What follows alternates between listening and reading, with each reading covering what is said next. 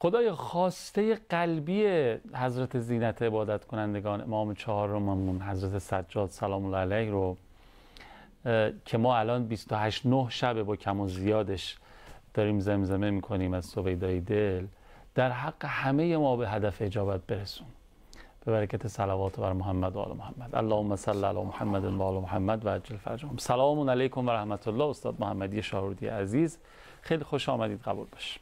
سلام علیکم و رحمت الله. ممنون، متشکر، مخلص. خدمت شما و دوستان عزیز بیننده رسیدیم ما. زنده باشید. اعوذ بالله من الشیطان الرجیم. بسم الله الرحمن الرحیم. الحمد لله رب العالمین و صلی الله علی سیدنا محمد و آله الطاهرین. عرض سلام و ارادت دارم خدمت دوستان عزیز بیننده و آرزوی سلامتی، طول عمر، توفیقات و افزون، آرزوی قبولی طاعات، عبادات، نماز روزه ها و آرزوی گرفتن بهترین جایزه، برترین جایزه از جایزه های یوم الجوائز که تقسیم میکنن، انشاءالله بهترین هاش، بالاترین هاش به دوستان عزیز بیننده ما برسه.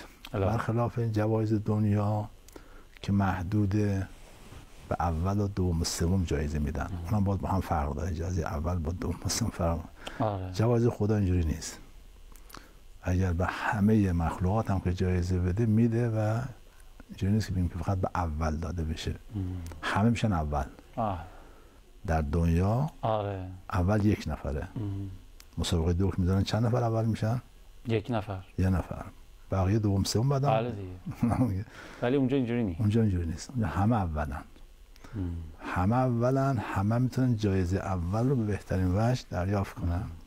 امشب فکر کنم که بر حسب تاریخ ما امشب بر حسب تقویم شب آخر ماه مبارک رمضان. اتفاقا میخواستم از شما خواهش بکنم راجع به امشب صحبت بکنیم و اینکه حالا کلا ما این شب چی بکنیم هممون و یه نسخه اختصاصی هم بپیچین برای کسی که کل این ماه مبارک رمضان تا اینجا رو حواسش نبوده. حالا شاید حتی روزه هم گرفته ها، ولی خب غافل بوده دیگه. حالا یه روزه زبانی یا مثلا روزه شکم و اینها بوده، خیلی متوجه آنچه که داره اتفاق میفته در ماه مبارک رمضان نبوده. مثل من امشب شب آخر یهو به خودمون اومدیم آقا آیا میشه کاری کرد که ما جزو خاسرین نباشیم؟ شب و روز عید فطر دستمون خالی بمونه، یه وقت خدای نکرده ما هم بتونیم مثل بقیه دستمون پر بشه. راهی هست این شب آخر انجام بدیم، کاری بکنیم؟ بله، این که در روایت داریم که خداوند در هر شب از ماه مبارک رمضان چه تعداد افراد رو میبخشه، میامرزد. در شب آخر که امشب باشه به تعداد همه اونهایی که در طول ماه بخشیده میبخشه. یعنی که کسی که امشب رو درک کنه گویی که به اندازه همه شب‌های گذشته رو درک کرده. احیای امشب، غسل امشب، زیارت آقا سید الشهدا سفینه النجات است و این سفینه هم اوسع و اسرع از همه سفینه هاست. با سرعت انسان رو به مقصد میرسونه، محدودیت هم نداره. ببین پر شد دیگه، جا نیست دیگه. نه، هر کس با هر مارکی که بیاد اینجا جاش میدن. عجب. امشب شب زیارتی آقا سید الشهدا سلام الله علیه هم هست. یعنی ما غیر از شب عید فطر که حالا عرض میکنم طبق تقویم فردا شب عید فطر، همین امشب شب زیارتی امام حسین هم هست. بله. خب یک نماز، اون نماز 1000 قول اعلی فکر کنم مال فردا شب باشه. درست. آره، اون نماز مال فردا شبه که حالا اون شب عید فطر. شب عید فطر.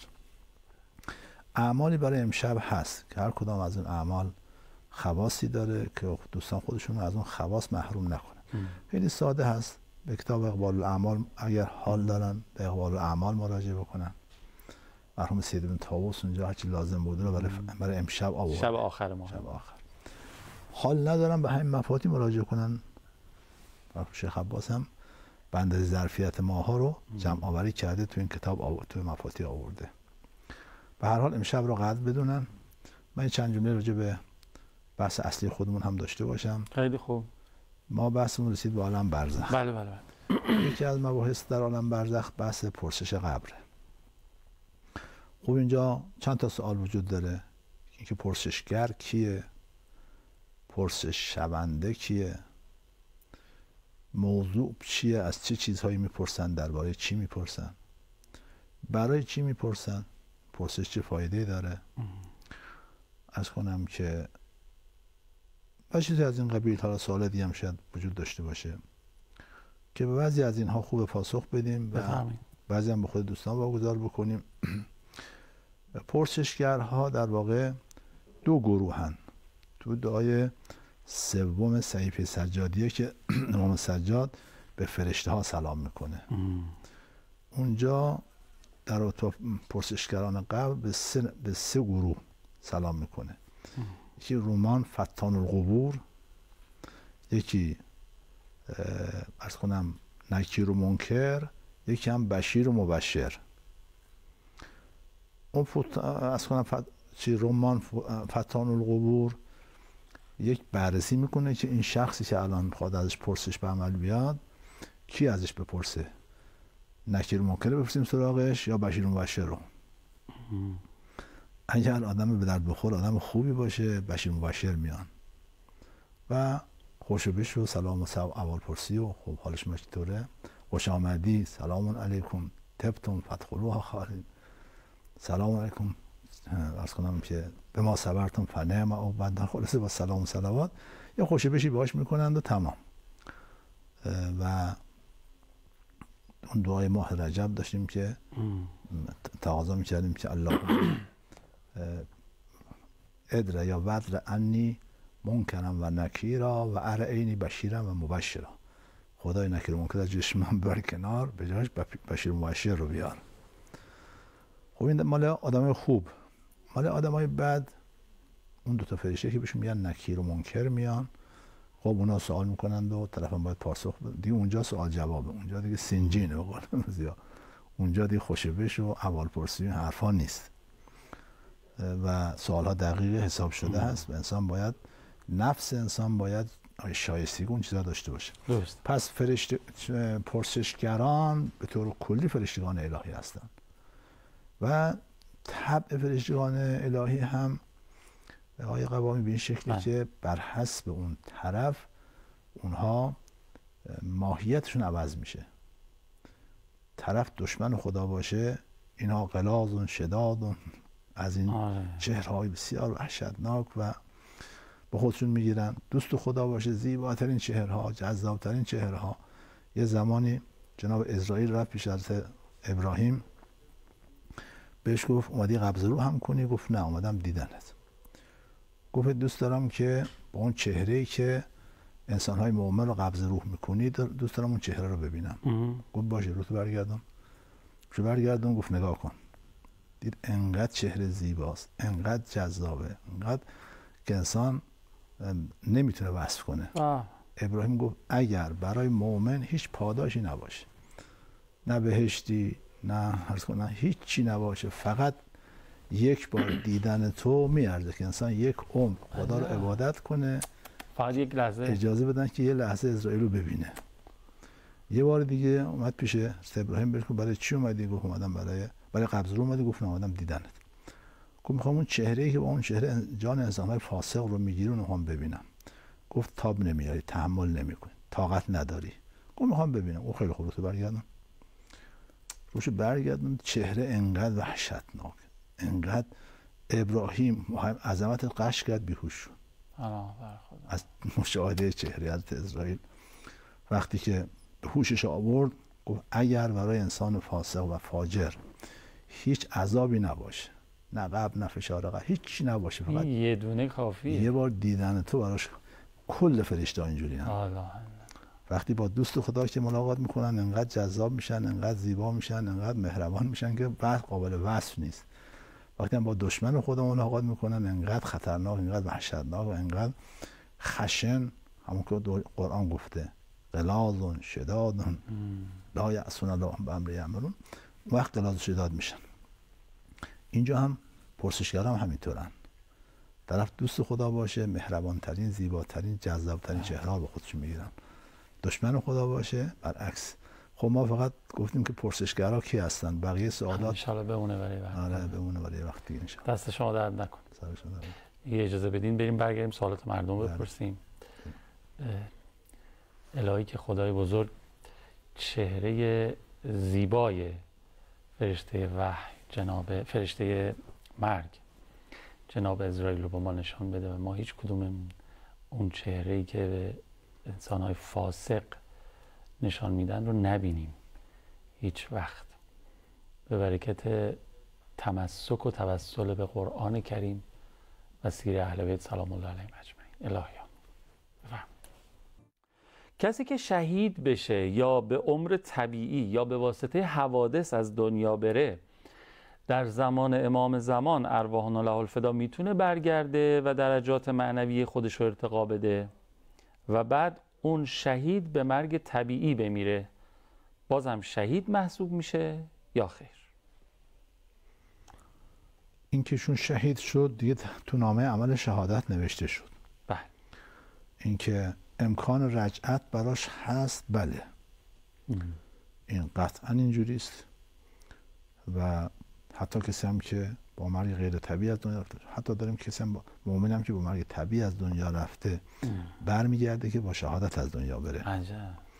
و شهید که خب دیگه خیلی، یکی از این مدافعان حرم رو خواب دیدم، نمیدونم خواب تعریف کردم یا تعریف نکردم. شما خواب دیدین؟ من خواب دیدم. بفرمایید. دیدم نزدیک خونه ایشون که با خونه من خیلی فاصله نداشت وایسادیم داریم با هم صحبت می‌کنیم. با خودم فکر می‌کردم چرا اینجا وایسادیم، چون ما توی یه جای وایسیم 10 نفر دورمون جمع میشن سوال دارن و اینها. گفتم چرا نمیریم خونه ایشون یا بریم خونه ما این وسط خیابون اینجا وایسادیم داریم صحبت می‌کنیم. خیلی صحبت کردیم با ایشون، شاید بیش از نیم ساعت صحبت کردیم. از جمله صحبت‌هایی که برای من اونجا تو عالم رویا عجیب بود این بود. سوال کردم دوست داری برگردی به دنیا؟ گفت آره. این شهید مختاربند از سرداران سپاه 8 سال دفاع مقدس در جبهه بود، بعدم از مدافعان حرم بود که اونجا برای اینکه یکی از سرداران حرم رو بیاره رفت و داعش زد، ایشون رو هم شهید شد. 3 یا 4 بار ازش سوال کردن دوست داری برگردی به دنیا؟ میگفت آره. منم با تعجب گفتم برای چی؟ میخندیدم گفتم برای چی؟ چون میشناختمش، جز هیئت امنه مسجد ما هم بود. با پایمردی و مسجد توسعه پیدا کرد. گفتم برای چی؟ میگفت دیگه 3 یا 4 بار این سوالو پرسیدم، هر بار میگفت آره. من اون موقع متوجه نشدم، با خودم تعجب میکردم که چنین شخصی برای چی میخواد برگرده به دنیا. بعداً حدیث از پیامبر دیدم که فرموده بود هیچ مؤمنی که از دنیا میره دوست نداره برگرده به دنیا مگر شهید، چون یه بار لذت شهادت رو چشیده دوست داره دوباره بچشه. آره، مزهش یه بار چشیده دوست داره برگرده. اونجا فهمیدم که رمز این که میگم میخوای برگردی؟ گفت بله. یه مجلس 40 میگرفتم برای ایشون و یکی از علمای خیلی خوب، از علمای که همیشه برای مجلس اهل بیت علیهم السلام مجلس میگرفت، تون خودشو تبدیل به حسینه کرده بود، آقای مؤیدی قمی. 40 گرفتم برای این دوتا. اون وقت همونجا که ما ایستاده بودیم رو فرش کردن، خیابونا کوچه ها رو بستن، همونجا شد محل ختم این 2 نفر. همونجا که ما ایستاده داشتیم با هم صحبت کردیم و سخنران اونجا از من بودم. اونجا فهمیدم رمز این که ما اینجا ایستادیم داریم با هم مذاکره میکنیم چیه. بله، در روایت داریم که وقتی که امام زمان علیه السلام ظهور میکنه به مؤمن میگن امامت ظهور کرده، دوست داری برگردی به دنیا؟ برگرد. دوستم نداری؟ خب باش ادامه بده همینجا. نه، هر مؤمنی که شهید شده باشه برمیگرده به دنیا که با مرگ طبیعی از دنیا بره، دوران استکمالش رو در دنیا طی کنه، چون شهید در 18 سالگی به شهادت رسید. این اگر 80 سال عمر میکرد چه کتاب‌ها که نمی‌نوشت، چه شاگردها که تربیت نمی‌کرد، چه مراتبی از علم و معرفت و اینها رو طی می‌کرد، دیگه فرصت نکرد اینها به دست بیاره. رفته خب باید برمیگرده که ادامه این راه رو بره، در اون نظام الهی کمک کنه، همراهی کنه، از یاوران امام زمان باشه. یاور نایب امام زمان بوده، حالا خود امام زمان اومده حتما باید یاورش باشه و اینکه مردم از وجودش بهره ببرن. امام حسین علیه السلام اون 10 سال امامتشون کسانی که از وجود امام حسین علیه السلام بهره بردن به تعداد انگشتان دست شاید نبودن. امام حسین به شهادت رسید، امام سجاد فرمود ما 3 نفر شیعه نه، 3 نفر شیعه نداریم، تو کل حجاز 20 نفر دوست نداریم. تعداد روایاتی که از امام حسین، روایت فقهی عرض میکنم، از امام حسین باقی مونده به تعداد انگشتان دست نمیرسه. آره. امام حسین برمیگرده صدها سال با کل دنیا امامت میکنه، همه دنیا از وجودش، میلیاردها انسان از وجودش باشیم ما. بنابراین بله، مؤمنی که با مرگ طبیعی از دنیا نرفته برمیگرده، حتی مؤمنی که با مرگ طبیعی از دنیا رفته برمیگرده که با شهادت از دنیا بره که کمبودی نداشته باشه. اون دیگه به اختیار خودشون هست که بخوان برمیگردن، نخوان هم بر نمیگردن. ولی همه میخوان تو این دعای عهد اللهم ان حال بینی و بین الموت الذی جعلته للمؤمنین حقا مقضیا ظاهرا فاخرجنی من قبری معتذرا کفنی شاهرا سیفی مجردا قناتی ملبیا دعوت الداعی فی الحاضر والبادی. بعد میگم اللهم ارنا طلعت رشیدا. بله، امکان بازگشتشون هست و دوران رجعت برمیگردن و اون دوران استکمالشون رو طی میکنن و از کنم که مردم از وجودشون بهره میبرن. از امام حسینی که مردم بهره نبردن در دوران امامتش، در اون دوره در بعضی از روایات داریم که 339 سال اولین دوره حکومت امام حسین طول میکشه. این صدها سال این دوره طول. خیلی عجیبه. اون جورج جرداق که علی علیه السلام سوت الاداره انسان نوشته، ایشون میگه کاش دنیا همه امکاناتش رو جمع میکرد. میگه امیرالمومنین زود به دنیا آمده، باید در زمان هم یک علی بن ابی طالب میداشتیم. بعد میگه کاش دنیا همه هر چه داره همه رو هم میریخت، یه علی بن ابی طالب زمان ما خلق میشد. بعد خودش میگه هیهات، مادر دهر عقیم از اینکه بخواد علی بن ابی طالب دیگه بذاره، تمام شد. من عرض میکنم که نه، در دوران رجعت همون اتفاق بارها و بارها حضرت میان. ان لی رجعات و کرات، کرت ها خواهد داشت، برمیگرده و جهان رو پر از نور و پر از صفا و پر از عدالت خواهد کرد. کاش باشیم، لذتش رو ببریم انشاءالله. یه سوال دیگه هم داشتن انتها که ممکنه اون کسی که شهید شده بعد رجعت کنه این دفعه به مرگ طبیعی از دنیا بره؟ بله، عرض کردم که بله، شهید با مرگ طبیعی از دنیا میره. کسی با مرگ طبیعی از دنیا رفته شهید میشه که این امکان هست. من هر دو رو.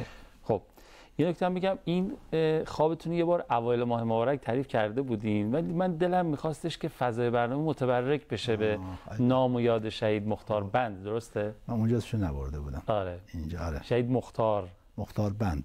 درست مختار بند یه اصطلاحی است، اونجا یه نوع شغل هست مختار بند در جنوب، چون اهل دسفول بود. آره. دوست داشتم که یه ذکر خیلی مجددی ازشون بشه و احیانا حالا خیلی هم ممکنه ندیده باشن اوایل ماه مبارک، خیلی گذشته، مثلا که اسم اون عالم بزرگوار هم که آقای مؤیدی قمی باشه بردم. روحشون شاد باشه، هر دوشون بزرگوار. به روح مطهر هر دو عزیز، همه شهدامون، مثلا شهدای مدافع حرم، خوبه که صلوات هم هدیه. اللهم صل علی محمد و آل محمد و عجل فرجهم. شما گفتید مرگ مثل خوابه و عده‌ای از اونهایی که از دنیا رفتن خواب هستند تا قیامت بیدار شن و فرمودید مثل رؤیا هست. مگه عالم دنیا پایین ترین عالم نیست؟ یعنی برزخ از دنیا واقعی تره یا خیالی تره؟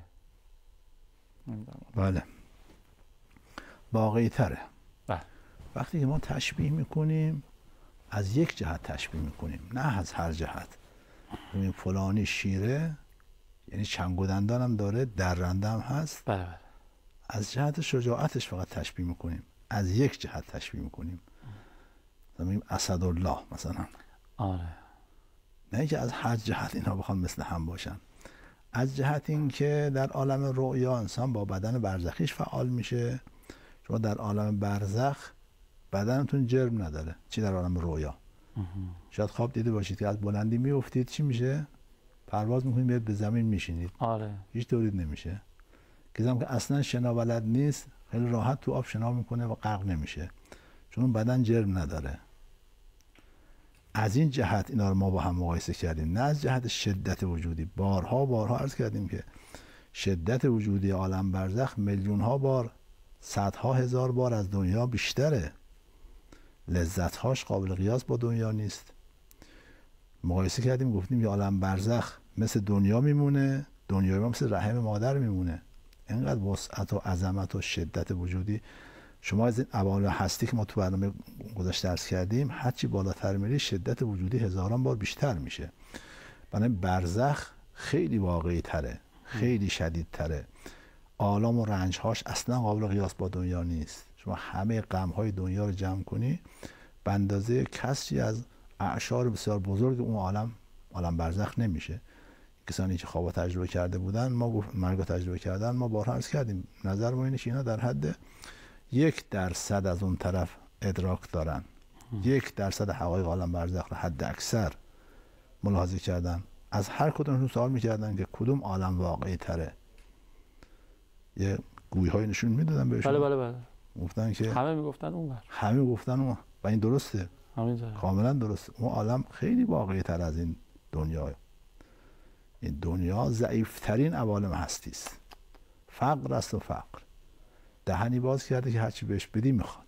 هیچی ازش صادر نمیشه. از این عالم هیچی صادر نمیشه. در که عالم برزخ دنیا ازش صادر میشه. خیلی ممنونم.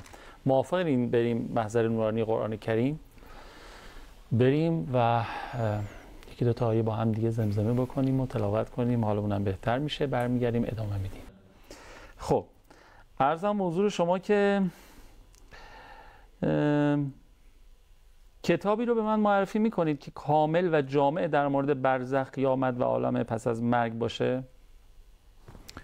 یک کتاب نمیتونه که همه این حقایق رو گفته باشه، ولی خب برخی از این حقایق، مثلا کتاب معادشناسی مرحوم علامه تهرانی 10 جلده.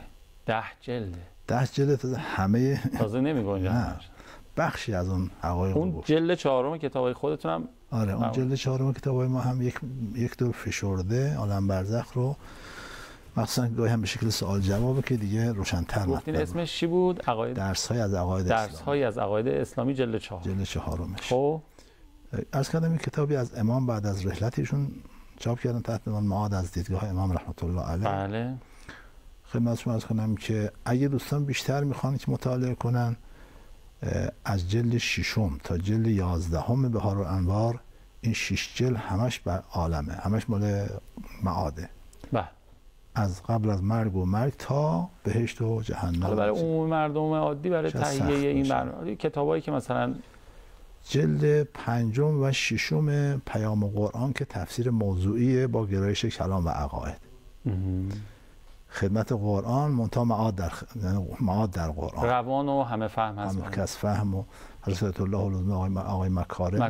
بله این کتاب رو حفظه الله. جلد 5 و 6 کلا راجع معاده. خیلی خوب. خیلی بحث جالب. مثلا فرض کن آنچه که باعث میشه که انسان بهشتی بشه، اون نعمت‌های بهشت، نعمت‌های مادی بهشت، نعمت‌های معنوی بهشت، چون قرآنی هست خیلی جذاب و زیباست و برای دوستانی هم که در شبکه قرآن رو می‌بینن خب خوبه. البته کتاب‌های دیگه هم هست که باز مثلا فرض کن که معارف قرآن مرحوم آقای مصباح یا منشور جاوید آقا سبحانی، که بیشتر اسماء و صفات خدا تو این کتاب منشور جاوید آقا سبحانی هست، و کتاب دیگه هم هست که مثلا از کنم که کتاب حق الیقین مرحوم علامه مجلسی فارسی هم هست. بله. بخش معادش. درست. بخوان تخصصی تر دوستان کار کنن، کشف المراد هم بخش معادش قابل مطالعه هست و خیلی از سوال هایی که ما راجع به بهشت و جهنم و بعضی از مباحث داریم تو این کتاب کشف المراد هم، منتها این دیگه خیلی تخصصیه. این دیگه باید حتما یه معلمی باشه که تبیین کنه. شواهد ربوبیه و کتابای دیگه هم هست که حالا مثلا اسفار، منتها اینا دیگه به در دوستان بیننده ما نمیخوره. حالا اونی که گفتم مثلا اون معادشناسی مرحوم علامه تهرانی خیلی روان و ساده و قابل فهم قالبش برای انسان‌های، برای افراد. بله. عرضم حضور شما گفتن کسی هست که میگه دنیای بعد از مرگ رو قبول نداره و میگه بعد از مرگ همه چی تموم میشه. مثلا یه جوان که از دنیا میره کلی آرزو داشته که بهشون نرسیده و با مرگش کلا تموم میشه. چی باید بهش بگیم؟ اولین سوال ما ازشون اینه که به چه دلیل شما میگه تموم میشه؟ برهان شما چیه؟ دلیل شما چیه؟ باید یک دلیل داشته باشه دیگه. از چه راهی شما میگه تموم نشده؟ اگه بگی که خب ما تجربه نکردیم، ندیدیم، میگیم مگر اون عالم دیدنیه؟ و تنها راه معرفت برای انسان دیدنه. ادراکات حسی حواس ما یکی از راه‌های معرفته. شاید ضعیف‌ترین راه معرفت هم همین باشه. عقل ما هم که هست، دل ما هم که هست، وحی هم که هست. شما که میگید نیست، دلیل و برهانتون رو بیارید. برهان عقلی دارید، بسم الله. حتی برهان تجربی هم داشتیم، ما قبول میکنیم. شما از طریق برهان تجربی، دلایل تجربی ثابت کنید که عالم دیگه وجود نمیتونه. خب چون تجربه اونجا راه نداره، فقط میتونه بگه نمیدانم. اون میگه نمیدانم، ما میگیم میدانم. و مساوی کسی که نمیداند با کسی میداند با هم مساوی هم مساوی نیست دیگه. میگه من میدانم، درسته. میگه من نمیدانم. اولین سوال ما همینه که خب دلیلتون رو بیارید تا ببینیم که دلیل شما چیه، که ندارن دلیل. دو، ما دلیل داریم، دلایل عقلی داریم. اگه خدا رو قبول نداره، خب اول خدا رو برش ثابت میکنیم. اگه خدا رو قبول داره، اگر عالم دیگری نباشد، خدا نیست. خدایی که عادل نباشه خدا نیست. اگر عالم دیگری نباشد، عدلی برای خدا باقی نمیمونه، چون به هیچ وجه در دنیا عدالت برقرار نمیشه. پس باید عالم دیگری باشد تا عدالت خدا اونجا تحقق پیدا بکنه، وگرنه دیگه خدایی نیست. خدایی که عادل نباشه، اون خدا نیست. اگر عالم دیگری نباشه، آفریدگار این عالم حکیم نیست، یه کار عبث و بیهوده کرده. فحسبتم انما خلقناکم عبثا و انکم الینا لا ترجعون. اگر رجعتی نبود، اگر بازگشتی نبود، اگر حیات دیگه نبود، آفرینش انسان عبث بود. درسته. اگر آفرینش انسان عبث بود، آفریدگار انسان حکیم نبود و این خلاف عقله. عقل میگه خدا حکیم است، حکیم کار عبث نمی کند، پس باید عالم دیگری باشد تا حکمت خدا اونجا محقق بشه. همینطور. اگر عالم دیگری نبود، دیگه خدا مهربان نبود. چون رحمت خدا در دنیا هرگز محقق نمیشه. اون رحمت واسعه خدا، دنیا ظرفیت اون رحمت رو نداره. دقیقاً. اون رحمت اونجا تجلی میکنه. سفره رحمت خدا در اون عالم گسترده میشه. بنابراین اگه خدا خداست که هست، کسی هم قبول نداره، اول خدا رو باید ثابت میکنیم، حتما باید معادی باشه. میریم سراغ دل خودمون، فطرت خودمون. با تمام وجود میگه من با مردن نابود نمیشم. اگر من نابود بشم، میل به خلود در وجود من نبود. انسان میخواد همیشه باشه دیگه. همینطوره. و اگر با مرگ نابود میشه، این میل چرا در وجودش باشه؟ چه در قلبش، چه در فطرتش باشه؟ این میل داد میزنه که من عالم این امکان هست. حتی اگر نبود، اگر اون حقیقت در خارج نبود، این تقاضا و این خواستم در وجود من، در فطرت من نبود. من میخوام جاودانه بمانم، من میخوام هر چی دارم میخوام بهش برسم و در دنیا نمیرسم. این میل رو برای چی خدا در وجود من قرار داده؟ اگر عالم دیگری نباشد، این میل باطل و بیهوده است. درست. خب ما از راه عقل وارد شدیم و ثابت کردیم که معاد هست. دلایل عقلی، هر کسی یه ذره عقل داشته باشه تردید درش نمیکنه. وقتی میریم خدمت قرآن، ببینیم بیش از 1100 آیه. بیش از 1100 آیه. بله، درباره همین آن. عجب. میریم خدمت نهج و بلاغه، یک خطبهش قوقا کرده. یه دانشمند سنی میگه من این خطبه رو در طول 50 سال بیش از 1000 بار خوندم. 1000 بار، بیش از 1000 بار. هر بار میخونم برام جذابه، گویی که حضرت درباره من و اقوامم داره صحبت میکنه. در شرح الهاکم التکاثر حضرت این آیه تفسیر کرده، وارد عالم برزخ شده. دوستان آیه خطبه 213 نهج بلاغه رو 213 نهج بلاغه. میریم خدمت صحیفه سجادیه، بخش اعظم این صحیفه از اون طرفه. بخش اعظمش وصف اون طرفه، حالا در قالب دعا. البته میریم سراغ این دعاهایی که تو ماه مبارک رمضان خوندیم. مضمون اکثرش خدایا شهادت در راه خودت نصیب من کن. خدایا عرض کردیم در شب 27 ماه سجاد میگم خدایا به من روزی کن که دل از این عالم بکنم، روزی کن که به اون طرف توجه داشته باشم، روزی کن که آماده سفر باشم و از این حرفا. خب وقتی میایم خدمت منابع دینی ما، میبینیم که از هر واضح تره وجود عالم دیگر.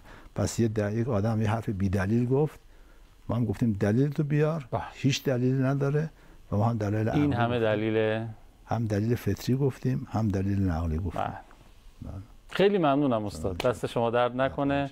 در خانه اگر کس هست یک حرف پس هست. بله. خیلی استفاده کردیم، خدا خیرتون. عوامل نداریم، محتاجیم. زنده باشید. هنوز یه شبانه روز فرصت برای آمرزش، برای بخشش، برای ریشه زدن، جوانه زدن، برای رشد، برای سبز شدن، برای بالا رفتن باقی مونده. این یه شبانه روز رو از دست ندیم.